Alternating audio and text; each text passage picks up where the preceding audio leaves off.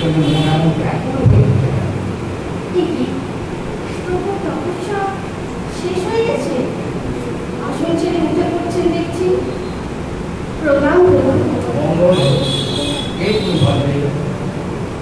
সে কি প্রভু, আমায় চিনতে পারছো না? আমি যে এই বলে পাঠ করিনি। তুমি তুমি সে এত বলে গেছো যেন তোমায় চেনা যায় অত চেনা যায় না, যেন তুমি এমনই একটা জানা শুরু যার গল্পই মনে পড়ছে না, অথবা অথবা তুমি জানো এমন একটা ছবি যা এতকাল কেবল দেখায় জানা ছিল। অজানা এক চিত্রকর আজ কোন খেয়ালে তাকে রঙে রঙে ছড়িয়ে দিয়েছে। তুমি তুমি যে এত সুন্দর এত অপরূপ তা আগে কখন দেখি? এমন করে আগে আগে কোনোদিন এই ভদ কুচ্ছিত কাঠকুড়োনিতে সুন্দর বলি। আমি কৃতার্থ হলাম প্রভু। অনেকদিন অনশনে ছিলে প্রভু। আমি চাই এখনই কিছু ফলমূল আর ঝর্ণার জল নিয়ে আসি। আমার ভেতরটায় কেমন যেন অনুভূতি হচ্ছে। কেন মনে হচ্ছে না না এই অন্যায় এই পাপ এত কাল ধরে যে সাধনা করেছি এ হলো তার সঙ্গে বিশ্বাসঘাতক। না না কিছুতেই না, আমি কিছুতেই পথভ্রষ্ট হব না। কোনো নারীর মহিমায়া আমাকে প্রদর্শিত করতে পারবে না। এই নাও প্রভু ফলমূল আর জল। এই খেয়ে তুমি উপবাস ভঙ্গ করো। চলে যাও, দূর হয়ে যাও আমার সামনে, আর যেন কখনো তোমাকে এখানে না দেখি। প্রভু আমি কি অপরাধ করেছি?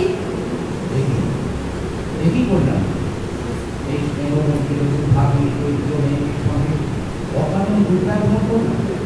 করবি অপরাধ যদি কিছু করে থাকে সে তো আমার অসংযমের মধ্যে ঢুকিয়েছিল পাপের বীজ, তার জন্য ও দোষী হবে না।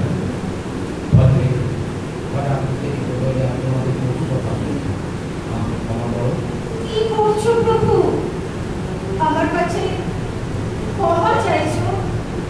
আমার মতো সামান্য নারীর কাছে দয়া করে আমার পাপের বোঝা বাড়িও না। আমি মনস্থ করেছি আমি গুরু দেশে কেন প্রভু? তপস্যা সম্পূর্ণ করা। আমি কি সত্যি আমার অজান্তে কোনো ভয়ঙ্কর অপরাধ করেছি প্রভু? না তা হবে না। তবে এত বড় শাস্তি কেন?